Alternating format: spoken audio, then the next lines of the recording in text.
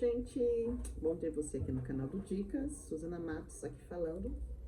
Gente, nós já estamos aí em mais da metade do segundo semestre, né? Hoje é dia 20 de julho. Acabei de fazer um vídeo sobre o Dia do Amigo, já deve estar lá postado. Esse vídeo aqui deve estar com certeza subindo no YouTube agora, 2, 3 dias depois, que é a programação. E assim, eu faço minha programação, gente, na ferramenta de gestão Trello. Muito bacana, super simples, bem didático mesmo, para a gente poder utilizar. Eu estava olhando aqui, né, agora que os estudos já estão terminando, reduzindo, graças a Deus, que loucura é essa? O nosso planejamento, meu planejamento das postagens, dos vídeos, e eu falei, Magui, sobre a lei do incentivo. A ideia era no primeiro semestre falar sobre a lei do incentivo, mas os estudos e o corre-corre, TCC, essas coisas todas não deixaram. Bom, mas estamos de volta. E a ideia é que a gente volte sim a falar sobre eles. Tem um portal, gente, muito bacana, chamado Portal do Incentivo. Tem todas as leis de incentivo lá. Eu falei somente da Lei Rouanet, mas eu tô aqui nele agora, tem mais de 10 leis ainda que a gente pode discutir e falar, né? Então tem a Lei de Incentivo ao Esporte, tem o Fundo da Criança, que é o FUNCAD, o FIA, o Fundo do Idoso, o PRONON, PRONAS, que é para PCD, Lei da Reciclagem, Lei do Audiovisual, Lei de Incentivo à Cultura, que é o PROAC, Lei de Incentivo ao Esporte, em São Paulo, Lei de Incentivo à Cultura em São Paulo e Lei de Incentivo ao Esporte em Santos. Gente, então tenha paciência que a gente vai fazer esses vídeos, né? A gente vai fazendo aos poucos, à medida que a gente vai se apropriando também, estudando, aprendendo, a gente vai compartilhando com vocês. Mas, fora a lei dos incentivos, intercalando entre uma e outra, provavelmente eu vou falar também sobre outros assuntos, e a ideia é que a gente explane um pouquinho mais, né, o que é uma entidade do terceiro setor. A gente já falou sobre isso, mas é sempre bom lembrar, né, nós temos aí agora, já desde 2014, a nossa legislação, entender o que é uma entidade do terceiro setor, o que é uma associação, o que é uma fundação, a gente já falou sobre isso, falar um pouquinho sobre utilidade pública, sobre alguns decretos, rever um pouquinho da Constituição Federal. E aí a ideia é que a gente fale sobre o marco regulatório mais uma vez, de repente com outro olhar, é sempre bom ler, que a gente sempre aprende coisas novas.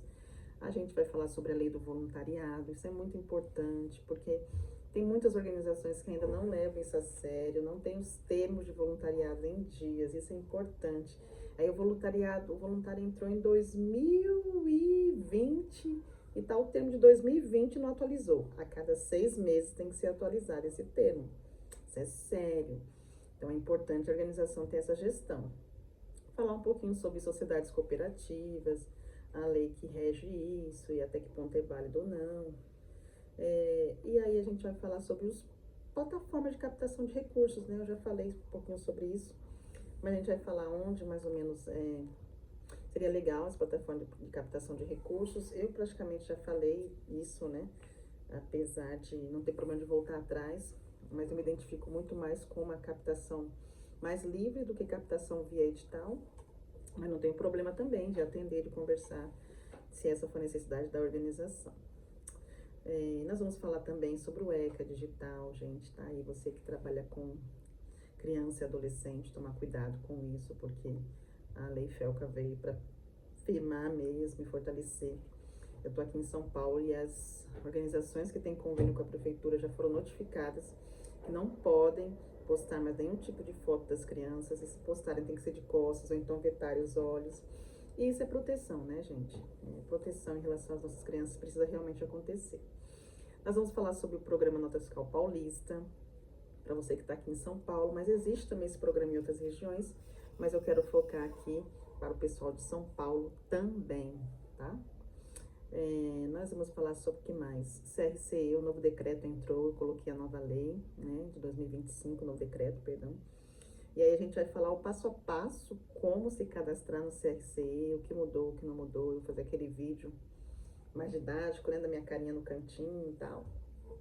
Aí, gente, uma colega minha falou assim: Suzana, você tem que aparecer mais nesse vídeo aqui. No Canva, só aparece pequenininho, eu não sei como que dá para aumentar, eu posso fuçar lá para tentar saber. Se você souber, me ensine, me fale, pelo amor de Deus, para eu conseguir melhorar isso daí. Nós vamos falar sobre planejamento e gestão, Muitas organizações, algumas das organizações que eu acompanho já estão entendendo a importância da gestão, outras ainda estão no meio do caminho, outras estão começando.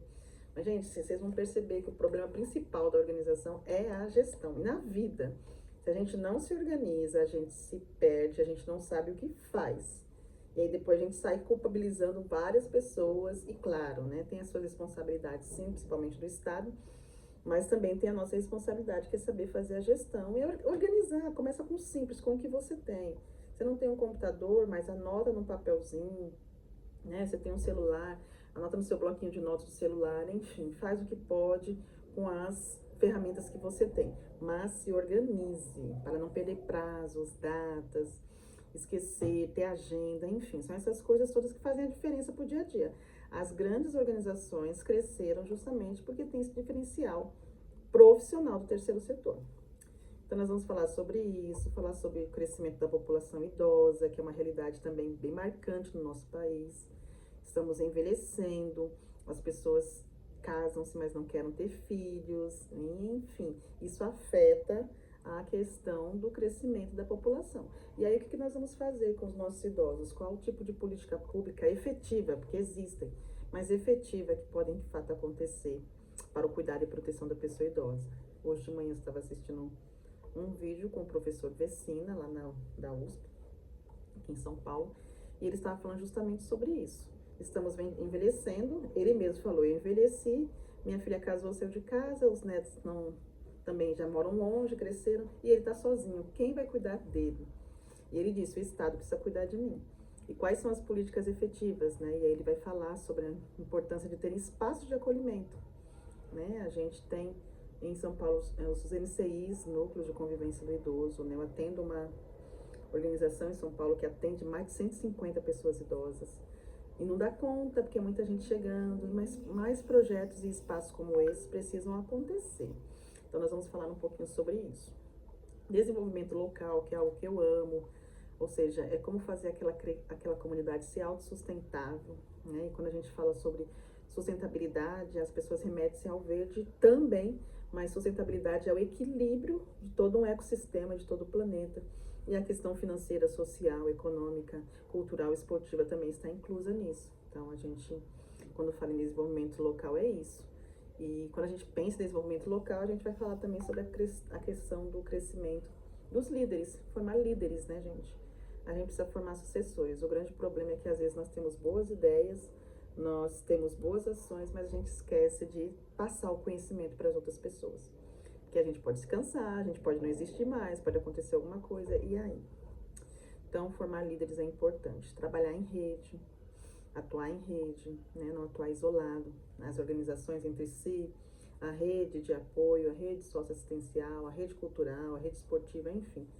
Tudo isso precisa ter trabalhado, porque ninguém faz nada sozinho. E aí a gente tem bastante assunto até o final do ano para falar, e até o ano que vem também. Tem um material enorme aqui de planejamento que a gente pode conversar, tá bom? Então tenha calma, tenha paciência, que a gente agora terminei o curso, graças a Deus, foram 4 longos anos, e graças a Deus, em breve, formada, mais uma graduação aí. Eu quero agradecer a Deus e a minha família pelo apoio e a participação, e você também pela paciência na minha formação, que trouxe com certeza mais conhecimento, crescimento para mim, não tenha dúvidas. Bom, é isso. Agora a gente vai fazer o próximo vídeo, que é uma introdução ao que seria, o que é o Programa Nota Fiscal Paulista. Grande abraço, até mais, tchau, tchau.